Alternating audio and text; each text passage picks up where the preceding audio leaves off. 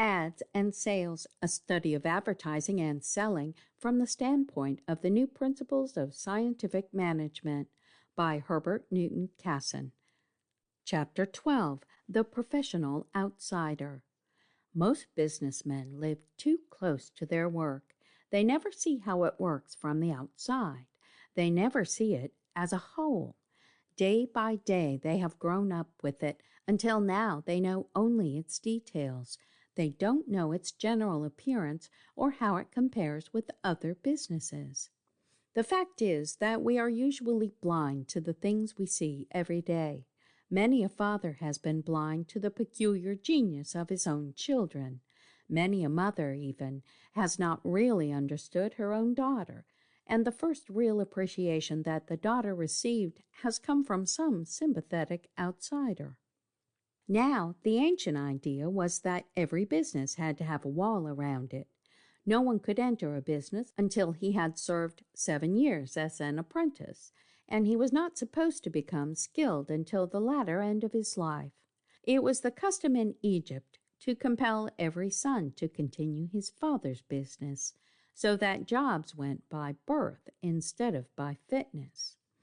But this ancient idea did not work. It held the world fast in a rut. There was no progress and no invention until these foolish trade walls were thrown down.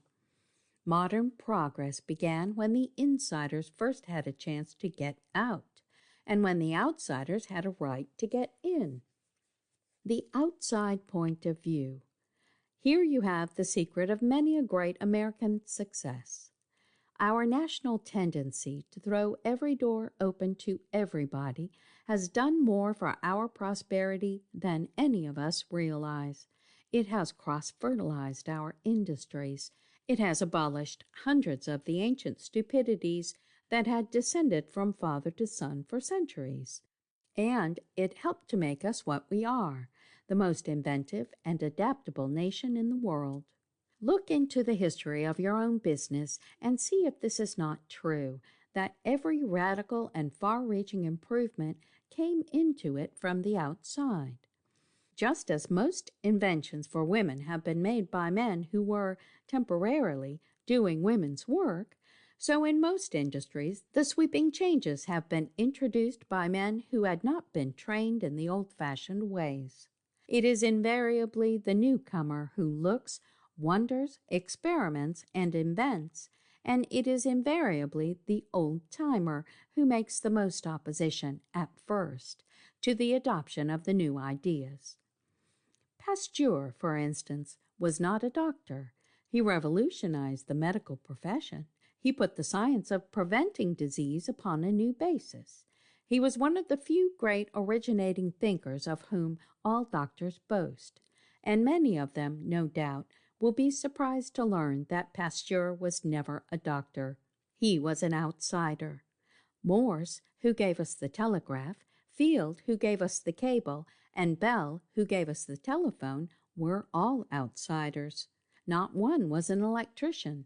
Not one had been through any sort of apprenticeship or training in any electrical profession. Morse was a portrait painter. Field was a merchant. Bell was a professor of elocution. Bessemer, who helped to start a revolution in the art of steel-making, was not a steel-maker. He was a man who possessed a natural genius for invention, and who went about scattering his brilliant suggestions in all directions.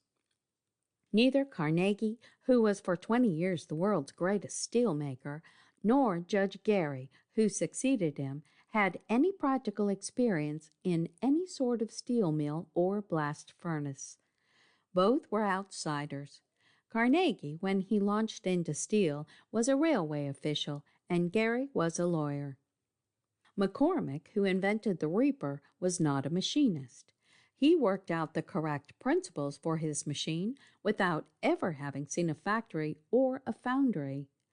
To all the manufacturers of his day, he was an outsider, a mere farmer who had no right to an opinion on mechanics. Harriman, the first of railroad organizers, was not a railroad man. He was a Wall Street broker. Alice, the founder of the Alice Chalmers plant, was a bookkeeper, not a machinist. Eastman, creator of Kodaks, was a bank clerk. Porter, improver of engines, was a lawyer. Fulton, pioneer of steamboating, was an artist. Whitney, inventor of the cotton gin, was a law student. In the history of all progressive countries, we can notice the constant appearance of the outsider. Was not Cartwright a preacher, Caxton a merchant, and Herschel a musician? Were not Cromwell, Napoleon, and Garibaldi men who changed the map of Europe, a trio of outsiders? Even John Calvin, the lawmaker of Reformation, was not an ordained priest, and Columbus, the greatest of sailors, was trained to be a comber of wool. No matter in what line of activity you look, you will find this to be the almost invariable law. Small improvements come from within, great improvements come from without. The man who has been in one business all his life has become swamped with details.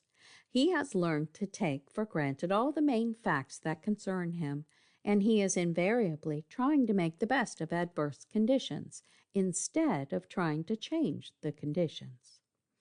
One overwhelming proof of this law is the fact that both Carnegie and Rockefeller, the two richest Americans, made a life habit of managing their affairs from the outside. Carnegie was seldom in Pittsburgh, and Rockefeller was seldom in the oil regions. Both escaped the danger of details. They did not allow themselves to be worried by small matters. They refused to be local. They stood outside of their own organizations and considered them always from a national point of view. To expect every manager to have the genius of a Carnegie or a Rockefeller is, of course, unfair to the managers. Moreover, most managers are expected to spend 9/10 of their time on the spot. Their board of directors compel them to be local and departmental. They are forced, often against their wishes and their instincts, to view their own duties constantly from the inside. To help such managers, there has come in recent years the professional outsider, who is sometimes an engineer, sometimes an advertising expert, and sometimes a nondescript genius of the Benjamin Franklin type, who has a natural facility for making rough places smooth and crooked places straight. Taking them all together, these professional outsiders are at the present time a motley crew. Some have real experience and many great achievements to their credit. Others have overcapitalized a few small exploits. And a few are mere adventurers and interlopers with no assets except bluff and impertinence. This professional outsider, when he is of the highest rank, is a new sort of man with a new sort of knowledge. As yet he has no acknowledged status in the business world. His only diploma is his record. His only credentials are what his clients say of him. But his work is often of the very highest value. He has put new industries on their feet and saved others from heavy losses. He has transplanted methods from one business to another. He has created new policies, both in selling and manufacturing. He has put corporations in touch with the public, and he has, in many instances, created new standards of efficiency by which an entire trade has been lifted to a higher level. One by one, both sales managers and manufacturers are being converted to the theory of the professional outsider. They do not think today, as most of them did formerly, that their one particular business is the most unique thing in the world. They are not so apt to say, "My business is so peculiar that no one can understand it in less than 3 generations." They are beginning to see that the really unique points in a business are very few, and the common things are very many. One Chicago manufacturer was won over recently in a somewhat brisk manner. He was traveling to New York and had begun to express his very positive opinions to his seatmate, regarding business doctors and efficiency fellows who pretend to teach a man his own business. The seatmate listened quietly for half an hour or longer and then said, "Your views on this question happen to be especially interesting to me, as I am an efficiency fellow myself. Now suppose we make a test right here and now. You tell me what your business is, and I'll wager that in 10 minutes I can tell you something about it that you do not know and which will be very profitable to you. Whoever loses will pay for our dinners this evening." The manufacturer agreed. "I make go-karts," he said.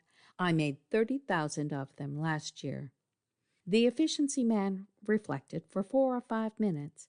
Then he said, "Well, I dare say that you have never stopped to think that all your go-karts are bought by women, not by men. I dare say you have never once thought of asking any woman, even your wife, how a go-kart ought to be made. I dare say you make a go-kart without a pocket, and there is no place for a milk bottle or a napkin. I dare say that there is nothing on the front of the go-kart for the baby to look at. I dare say that many women object to the way in which the go-kart is folded, as not one woman in 100 has a mechanical mind. I dare say that your business is masculinized from start to finish. Very likely your head salesman and even your advertising writer are unmarried, babyless men, and yet you wonder why your customers cause you so much trouble." The manufacturer gasped in open-mouthed wonder for a moment and then surrendered. "Come along into the dining car," he said, "and we'll talk it over. If that is what you fellows call the outside point of view, it has got fortune-telling beat to a frazzle." End of section 15. End of Ads and Sales,